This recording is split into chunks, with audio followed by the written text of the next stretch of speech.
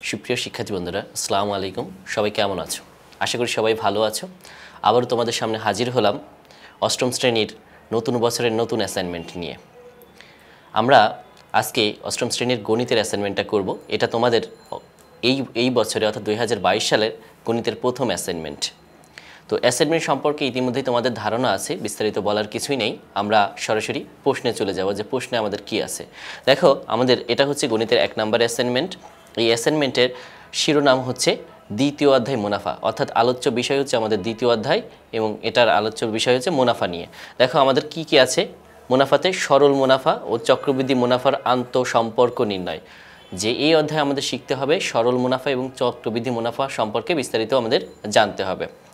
শিক্ষণফল বা বিষয়বস্তু কি কি বিষয় নিয়ে আমাদের জানতে হবে, সেটা হচ্ছে মুনাফা কি তা বর্ণনা করতে পারবে, মুনাফা কি সেটা বর্ণনা করতে পারবে, সরল ও চক্রবৃদ্ধি মুনাফার হার ব্যাখ্যা করতে পারবে, সরল এবং চক্রবৃদ্ধি মুনাফার হার বের করা যাবে এবং সরল এবং চক্রবৃদ্ধি মুনাফা সম্পর্কে বিস্তারিত জানা যাবে। এবং 3 নম্বরের পয়েন্টে আছে ব্যাংকের হিসাব বিবরণী ব্যাখ্যা করতে পারবে। অর্থাৎ এই অধ্যায়টা যদি তুমি কমপ্লিট করো তাহলে এই বিষয়গুলো সম্পর্কে তুমি পারবে। তো দেখো আমাদের অ্যাসাইনমেন্টের কি প্রশ্নটা কি দিয়েছে সেটা আমরা একটু জেনে নিব। যে অ্যাসাইনমেন্ট প্রণয়নের নির্দেশনা, ধাপ, পরিধি, সংকেত, কি ধরনের অ্যাসাইনমেন্ট দিয়েছে, অ্যাসাইনমেন্টের প্রশ্ন কি, কোন প্রশ্নগুলো সমাধান আমরা করব সেটা সম্পর্কে একটু জেনে নিব। দেখো এখানে আমাদের একটা উদ্দীপক আছে। উদ্দীপক এরকম আছে যে ফাবিহা স্কুল থেকে উপবৃত্তি বাবদ 3200 টাকা এবং তার ভাই সাকিব বৃত্তি বাবদ কিছু টাকা পেল। যে ফাবিহা স্কুল থেকে উপবৃত্তি বাবদ 3200 টাকা পেয়েছে এবং তার ভাই সাকিব বৃত্তি বাবদ কিছু টাকা পেয়েছে। সাকিব কত টাকা পেয়েছে সেটা কিন্তু বলে দেওয়া হয় নাই। তারা উভয়েই 5% হার মুনাফায় প্রাপ্ত টাকা একই ব্যাংকে 2 বছরের জন্য জমা রাখলো। তারা এই দুইজনে টাকাটা একটা ব্যাংকে জমা রাখলো, সেটা হচ্ছে 5% হারে। দেখো আমাদের ক নম্বর প্রশ্নে যেটা বলছে যে একই হার মুনাফায় কত বছরে ফাবিহার টাকা মুনাফা আসলে 1.5 গুণ হবে। অর্থাৎ ফাবিহার টাকা একই হার মুনাফায় কত বছরে সেটা কি হবে, 1.5 গুণ হবে, এটা বলছে, সময় চেয়েছে। এবং 2 নম্বর প্রশ্ন, খ নম্বর প্রশ্নে আছে সাকিবের টাকা সরল মুনাফা ও চক্রবৃদ্ধি মুনাফার পার্থক্য 10 টাকা হলে সে কত টাকা বৃত্তি পেয়েছিল। বলছে সাকিবের টাকা সরল মুনাফা এবং চক্রবৃদ্ধি মুনাফার পার্থক্য যদি 10 টাকা হয় সে কত টাকা বৃত্তি পেয়েছিল। মানে তাদের সরল মুনাফা এবং চক্রবৃদ্ধি মুনাফার পার্থক্য দেওয়া আছে, সে টাকার পরিমাণ বের করতে বলেছে। এবং সর্বশেষ প্রশ্ন, গ নম্বর প্রশ্ন আছে যে সাকিব প্রাপ্ত বৃত্তির টাকা দিয়ে একটি ঘড়ি কিনে কত টাকায় বিক্রয় করলে 15% লাভ হবে। অর্থাৎ সাকিব যে টাকা পেয়েছিল সেই টাকা দিয়ে যদি একটা ঘড়ি কিনতো এবং সেটা যদি 15% লাভে বিক্রি করতো তাহলে কত দামে বিক্রি করতে হবে সেটা বের করতে হবে। এই হচ্ছে আমাদের উদ্দীপক এবং প্রশ্ন।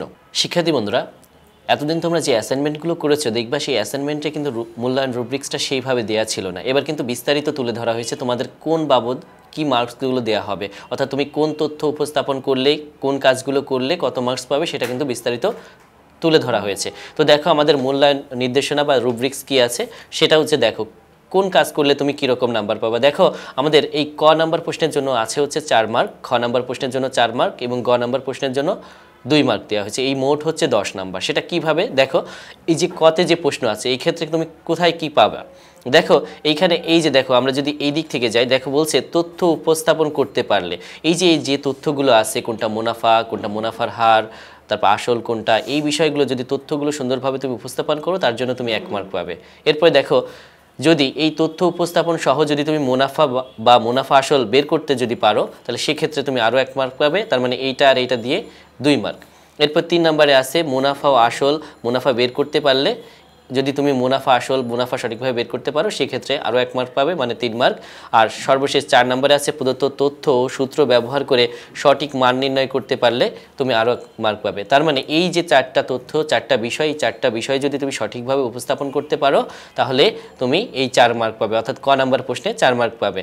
তো সেক্ষেত্রে তোমাদের কি করতে হবে, নির্দেশক কি ব্যবহার করতে হবে, সরল মুনাফার সূত্রের ব্যবহার সঠিকভাবে করতে হবে। একইভাবে দেখো খ নাম্বারে কি বিষয় করতে হবে। খ নম্বরে আছে সরল মুনাফা অথবা চক্রবৃদ্ধি ক্ষেত্রে সবৃদ্ধিমূল বের করতে পারলে, কিভাবে সবৃদ্ধিমূল বা চক্রবৃদ্ধি মূলধন বের করতে হয় সেটা সম্পর্কে তোমাকে জানতে হবে।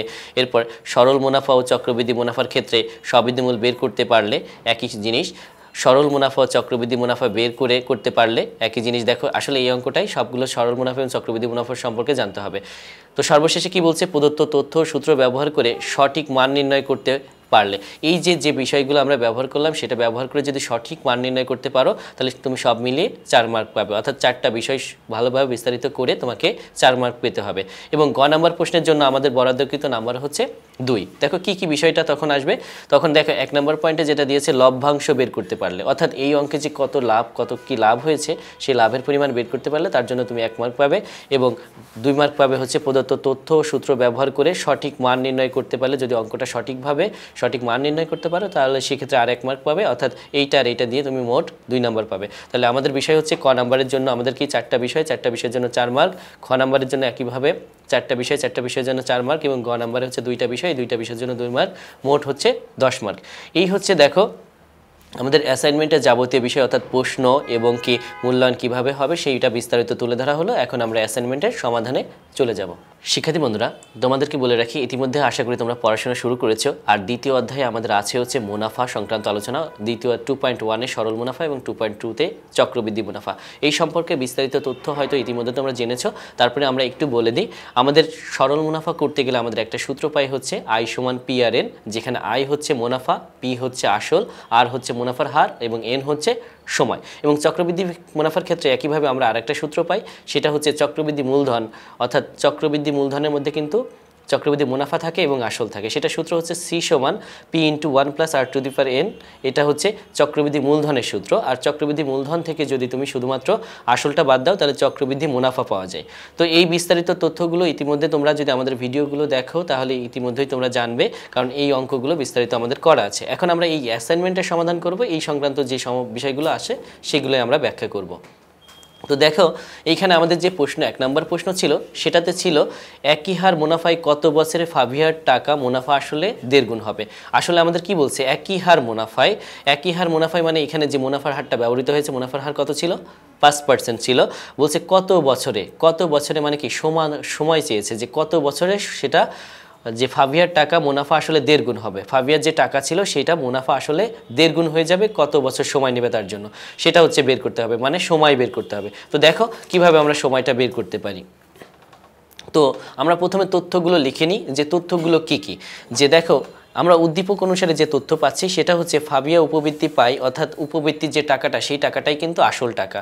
তো ফাবিয়া উপবৃত্তি কত পেয়েছিল, 3200 টাকা পেয়েছিল। এটাকে আমরা আসল হিসেবে ধরে নিলাম, আর আসলকে আমরা কি দিয়ে প্রকাশ করি, পি দিয়ে প্রকাশ করি। তার মানে আমরা বলতে পারি ফাবিয়া উপবৃত্তি পাই পি সমান 3200 টাকা। এই ক্ষেত্রে দেখো আমাদের মুনাফার হার কত দেওয়া আছে, মুনাফার হার বলা হয়েছে 5%। আর একটা বিষয় হচ্ছে সহজভাবে মনে রাখার জন্য তোমাদের বলি যে কোনো অঙ্ক, যেহেতু আমরা এটা সূত্রের সাহায্যে অঙ্ক করব, সুতরাং সূত্রে তো আর আমরা পার্সেন্ট ইউজ করব না, সে কারণে এই পার্সেন্টটা উঠানোর জন্য 100 দিয়ে ভাগ করতে হয়।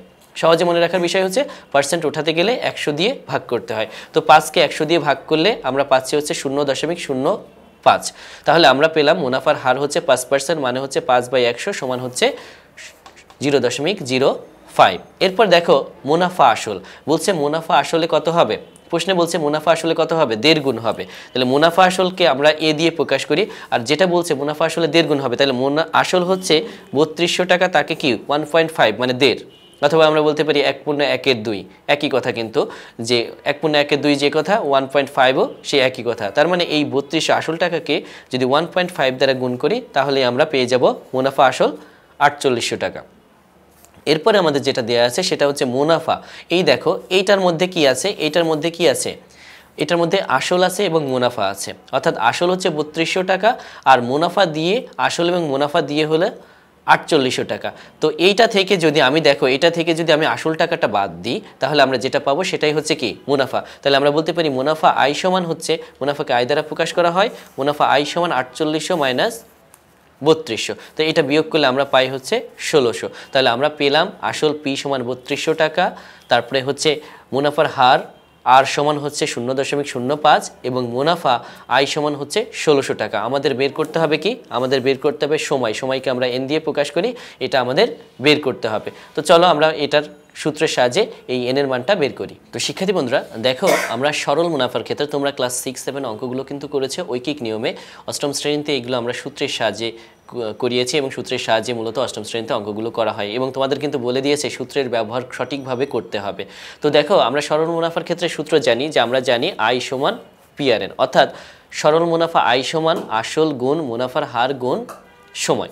তো দেখো তাহলে আমরা বের করতে চাচ্ছি কি বের করতে চাচ্ছি, আমরা কিন্তু এন বের করতে চাচ্ছি, মানে আমাদের সময় বের করতে হবে। তাহলে সময় যদি বের করি বিষয়টা আসলে এরকম যে দেখো এইটা আই সমান পি আর এন, এটা একটা সমীকরণ। আমরা সমীকরণ নিয়ম অনুসারে জানি কি বাম পক্ষকে ডান পক্ষ এবং ডান পক্ষকে আমরা কি করতে পারি বাম পক্ষ করতে পারি। তার মানে এখানে কিন্তু আমরা এইভাবে লিখতে পারি যে পি আর এন সমান কত, এন সমান আই। তো আমরা বের করব কার মান, আমরা বের করব মূলত এন এর মান। তাহলে এন সমান কত হবে, এই পাশে আই আছে, এই পি আর কিন্তু এই পাশে গুণ আকারে আছে, এই গুণটা এই পাশে যে কি হবে ভাগ হবে। তাহলে আমরা পাচ্ছি এন সমান কত আই বাই পি আর। এগুলো যখন সূত্র পারবা এই সূত্র থেকে আমরা কিন্তু যে কোনোটা বের করে নিতে পারি, আই বের করতে পারি, পি বের করতে পারি, এন বের করতে পারি, আর বের করতে পারি, যে কোনোটা কিন্তু বের করা যায়। তাহলে আমরা পাচ্ছি এন সমান হচ্ছে আই বাই পি আর। এখন মান বসাই দাও, আয়ের মান কত, আই হচ্ছে মুনাফা, মুনাফা কত টাকা 1600 টাকা, পি হচ্ছে আসল, আসল কত টাকা 3200 টাকা, এবং মুনাফার হার আর হচ্ছে 0.05। তো দেখো এটা তোমরা যদি ভগ্নাংশে করো অর্থাৎ সাধারণ ভগ্নাংশে করো তখন কাটাকাটি করব, আমরা এই বিষয়টাকে দশমিক ভগ্নাংশ করছি, দশমিক ভগ্নাংশ করলে আরও অনেক বেশি সহজ হয়। তো আমরা এই হচ্ছে 1600 আর এই 3200কে যদি আমরা 0.05 দিয়ে গুণ করি তাহলে আমরা পাই হচ্ছে 160, মানে এই দুইটা গুণ করলে আমরা 160 পাবো। আর 1600কে 160 দিয়ে যদি আমরা ভাগ করি তাহলে আমরা পাই 10, তার মানে আমাদের সময়টা হচ্ছে 10 বছর। তাহলে আমরা ক নাম্বারের জন্য আমরা নির্ধারিত যে সময়টা পেলাম সেটা হচ্ছে 10 বছর। তার মানে আমরা বলতে পারি ক নাম্বার প্রশ্নের জন্য অর্থাৎ ফাবিয়া যে টাকাটা রেখেছিল সেই টাকাটা নির্ধারিত মুনাফার হারে, অর্থাৎ যদি মুনাফা আসল 1.5 গুণ হয় সেটা সময় লাগবে হচ্ছে 10 বছর। তার মানে আমরা উত্তর বলতে পারি, উত্তর হচ্ছে এই ক নাম্বার প্রশ্নের উত্তর হচ্ছে 10 বছর। শিক্ষার্থী বন্ধুরা এবার আমরা খ নাম্বার প্রশ্নে চলে যাব। দেখো খ নাম্বার প্রশ্নে কি বলেছিল, খ নাম্বার প্রশ্নে বলেছিল সাকিবের টাকা সরল মুনাফা ও চক্রবৃদ্ধি মুনাফার পার্থক্য 10 টাকা হলে সে কত টাকা বৃত্তি পেয়েছিল। আমাদের প্রশ্নে কিন্তু সাকিবের কত বৃত্তি পেয়েছিল সেটা কিন্তু বলে দেওয়া ছিল না, ফাবিয়ার টাকাটা বলে দেওয়া ছিল, বাট সাকিবেরটা কিন্তু বলে দেওয়া ছিল না। তো প্রশ্ন সেভাবে দিয়েছে যে সাকিবের টাকার সরল মুনাফা চক্রবৃদ্ধি মুনাফার পার্থক্য, কারণ আমরা জানি যে সরল মুনাফাতে যে পরিমাণ মুনাফা পাওয়া যায় চক্রবৃদ্ধিতে কিন্তু তার থেকে একটু বেশি পাওয়া যায়। আর এই দুইটার পার্থক্য বলছে সরল মুনাফা এবং চক্রবৃদ্ধি মুনাফার পার্থক্য 10 টাকা হলে সে কত টাকা বৃত্তি পেয়েছিল, অর্থাৎ আমাদের তার টাকার পরিমাণটা বের করতে বলেছে, মানে আসল বের করতে বলেছে। তো চলো আমরা কিভাবে সমাধানটা করতে পারি।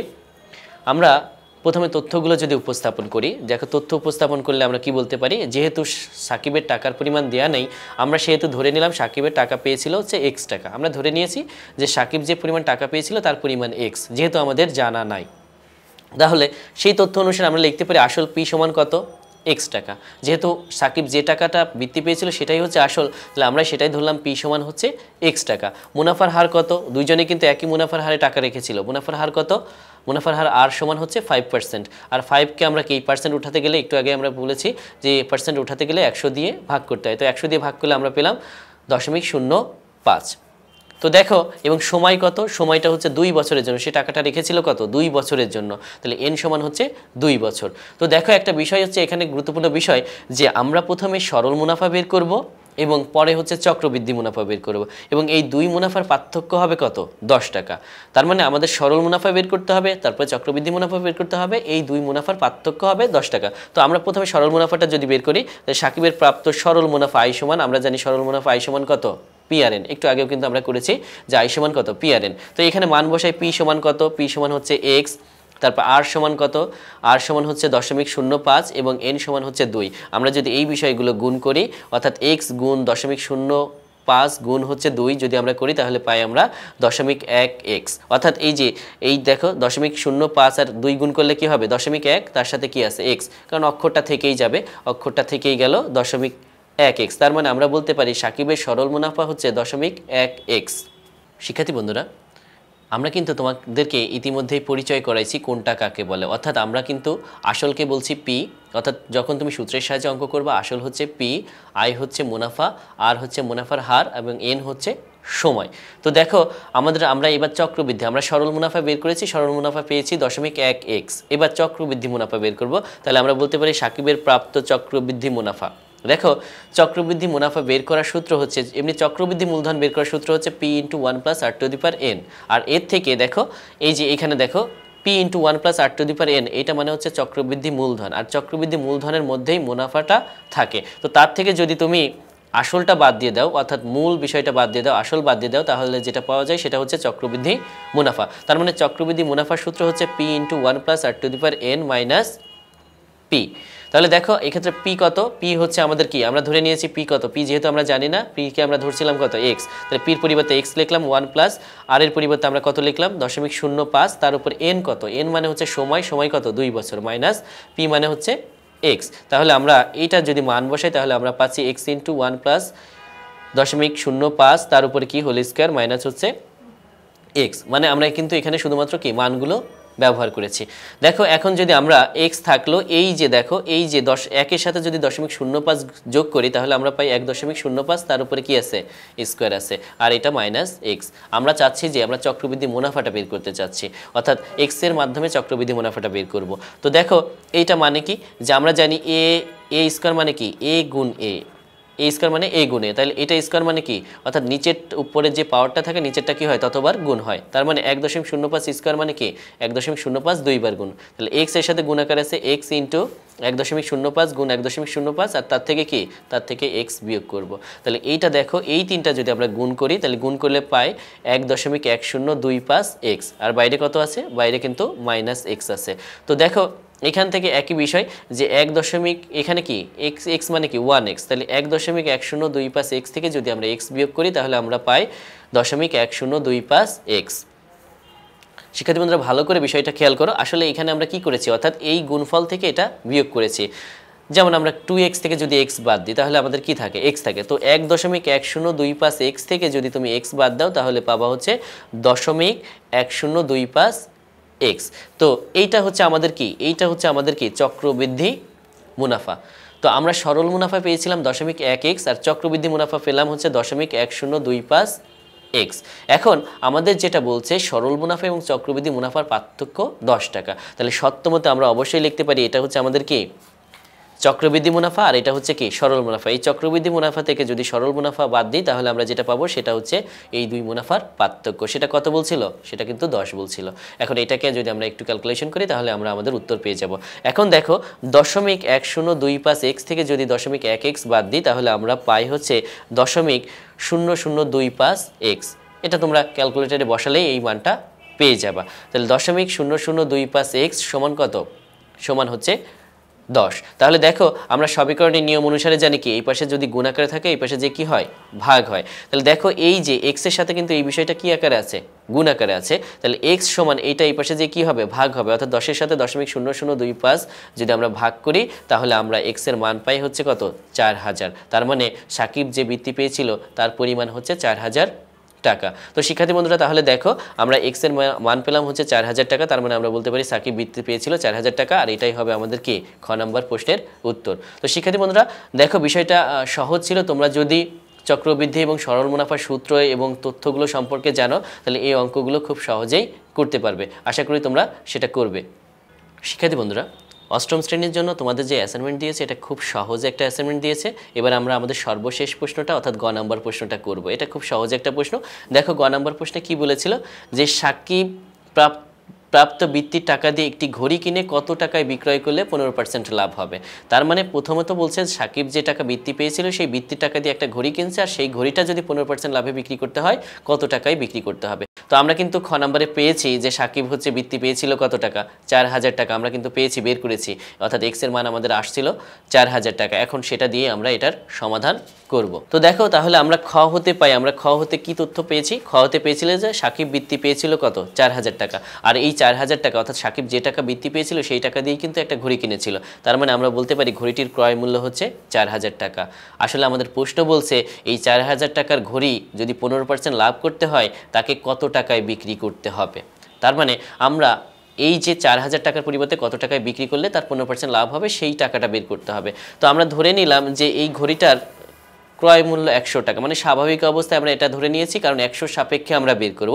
যদি 100 সাপেক্ষে তুলনা করতে পারি কারণ আমাদের যে লাভটা দেওয়া আছে সেটা 15%, মানে শতকরা লাভ দেওয়া আছে। তো আমি যদি ঘড়িটার ক্রয় মূল্য 100 টাকা ধরে নিই তাহলে 15% লাভে ঘড়িটির বিক্রয় মূল্য কত হবে। আমরা জানি লাভ হলে কি, লাভ হলে কি হয় বিক্রয় মূল্যের সাথে লাভের পরিমাণ যোগ হয়। আমরা জানি হচ্ছে যে লাভের ক্ষেত্রে বিক্রয় মূল্য সমান ক্রয় মূল্য প্লাস লাভ, অর্থাৎ 100 টাকায় তার কিন্তু 15 টাকা লাভ হয়েছে। তাহলে আমরা 15% লাভে ওই ঘড়িটির বিক্রয় মূল্য, যেখানে ক্রয় মূল্য ছিল 100 টাকা তাহলে বিক্রয় মূল্য কত হবে, অর্থাৎ 100 + 15 মানে হচ্ছে 115 টাকা। তার মানে আমরা বলতে পারি 15% লাভে ওই ঘড়িটির বিক্রয় মূল্য হচ্ছে, যে ঘড়িটির দাম কেনা দাম হচ্ছে 100 টাকা, সেই ঘড়িটির বিক্রয় মূল্য হচ্ছে 115 টাকা। তাহলে ক্রয় মূল্য ছিল এই 4000 টাকা সাপেক্ষে তার বিক্রয় মূল্য কত হবে সেটা আমরা বের করব। তার মানে এই তথ্য থেকে আমরা লিখতে পারি যে ঘড়িটির ক্রয় মূল্য যদি 100 টাকা হয় তাহলে সেক্ষেত্রে বিক্রয় মূল্য কত, অর্থাৎ 15% লাভ করতে হলে বিক্রি করতে হবে 115 টাকা। তার মানে ঘড়িটির ক্রয় মূল্য 100 টাকা হলে বিক্রয় মূল্য হবে 115 টাকা। যদি ঘড়িটির ক্রয় মূল্য 1 টাকা হয় তাহলে বিক্রয় মূল্য কী হবে, অবশ্যই কম হবে, কারণ 100 টাকা যদি ক্রয় মূল্য হয় তাহলে বিক্রয় মূল্য 115 টাকা, যদি ক্রয় মূল্য যদি 1 টাকা হয় তাহলে বিক্রয় মূল্য অবশ্যই কম হবে। তাহলে এই 115 সাথে 100 ভাগ করব। তাহলে এটা হলো কি, যে যখন ক্রয় মূল্য 1 টাকা তখন বিক্রয় মূল্য এটা। এখন আমাদের ঘড়িটির ক্রয় মূল্য কত ছিল, 400 টাকা ছিল, 4000 টাকা ছিল। তাহলে ঘড়িটির ক্রয় মূল্য যদি 4000 টাকা হয় তাহলে বিক্রয় মূল্য অবশ্যই বেশি হবে, সেই জন্য আমরা কি 4000টা গুণ করছি। এখন দেখো যদি আমরা এই 2 শূন্য আর এই 2 শূন্য কেটে দিই তাহলে আমাদের উপরে থাকে 115 গুণ 40, আর 115 আর 40 গুণ করলে হয় 4600 টাকা। তার মানে ঘড়িটা যদি আমরা 4600 টাকায় বিক্রি করি তাহলে 15% লাভ হবে। আর সেটাই কিন্তু আমাদের প্রশ্নে বলেছে যে ঘড়িটি 15% লাভে বিক্রয় করতে হলে কত দামে বিক্রি করতে হবে। তাহলে আমরা বলতে পারি ঘড়িটি যদি 15% লাভ করতে হয় তাহলে বিক্রি করতে হবে 4600 টাকা। তো দেখো তাহলে আমাদের ঘড়িটি বিক্রয় মূল্য কত হবে, 4600 টাকা হবে। শিক্ষার্থী বন্ধুরা, এইখানে আমাদের প্রশ্ন সংক্রান্ত একটা বিষয় দেয়া আছে যেটা সম্পর্কে তোমাদের একটু ধারণা রাখতে হবে। অ্যাসাইনমেন্টে কিন্তু এটাও অন্তর্ভুক্ত একটা বিষয়। দেখো এইখানে আমাদের কিন্তু একটা তথ্য দিয়েছে গ নাম্বার প্রশ্নে যে লভ্যাংশ বের করতে পারলে, যদিও এই প্রশ্নটা আমাদের যে প্রশ্ন আছে সেই প্রশ্নে কিন্তু বিক্রয় মূল্য বের করলেই হয়ে যাবে, কিন্তু আমাদের যে বিষয়টা এখানে বলছে অর্থাৎ এই যে মার্কেট যে মূল্যায়ন রুব্রিক্স সেখানে কিন্তু একটা কথা বলা হয়েছে লভ্যাংশ বের করতে পারলে, তাহলে এই ক্ষেত্রে কিন্তু আমরা লাভের পরিমাণটাও একটু উল্লেখ করে দিব। তো আমাদের যেটা প্রশ্নের উত্তর সেটা হচ্ছে যে ঘড়িটা যদি 4600 টাকায় বিক্রি করা যায় অর্থাৎ 4600 টাকায় বিক্রি করা যায় তাহলে হচ্ছে 15% লাভ হবে। তাহলে আমরা বলতে পারি সুতরাং বলা যায় ঘড়িটি 4600 টাকায় বিক্রয় করলে 15% লাভ হবে, এবং সেক্ষেত্রে আসলে কত লাভ হবে, কেনা ছিল 4000 টাকা দিয়ে, বিক্রি করা হলো 4600 টাকা, তাহলে সেক্ষেত্রে 4600 মানে 4000 অর্থাৎ কি 600 টাকা লাভ হবে, অর্থাৎ লাভের পরিমাণ হবে 600 টাকা। তো এই ছিল আমাদের আসলে এই সপ্তাহের অ্যাসাইনমেন্ট, খুব সহজ একটা অ্যাসাইনমেন্ট, আশা করি তোমরা সবাই বুঝতে পেরেছো। শিক্ষার্থী বন্ধুরা, আশা করি তোমরা অ্যাসাইনমেন্টটা খুব ভালোভাবে বুঝতে পেরেছো। তো অ্যাসাইনমেন্টটা তোমরা একটু বুঝে করবা এবং অধ্যায়টা সম্পর্কে ভালো ধারণা নিয়ে অ্যাসাইনমেন্টটা যদি করো তাহলে আরও ভালোভাবে বুঝতে পারবা। তো আজকের মতো এখানেই শেষ করছি। সবাই ভালো থেকো, সুস্থ থেকো এবং নিরাপদে থেকো। আল্লাহ হাফেজ।